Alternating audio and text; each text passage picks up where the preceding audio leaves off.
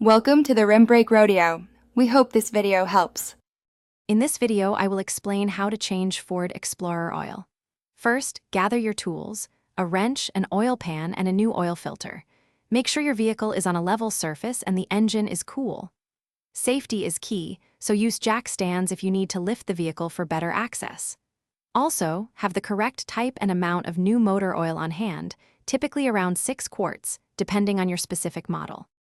Now, let's drain the old oil. First, locate the oil drain plug, which is typically found at the bottom of the oil pan. Place your oil drain pan directly underneath the plug to catch all the used oil. Carefully loosen and remove the drain plug using the correct size wrench. Let all the old engine oil drain completely into the pan. This usually takes about 10 to 15 minutes. Next, it's time to replace the filter and add new oil. Carefully remove the old oil filter, which might require an oil filter wrench. Before installing the new filter, apply a thin layer of new oil to its rubber gasket. Hand tighten the new filter until it's snug, then give it an additional 1/4 turn.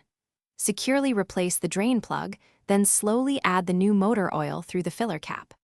Finally, let's perform some crucial checks. Start your Ford Explorer's engine and let it run for a few minutes to circulate the new oil.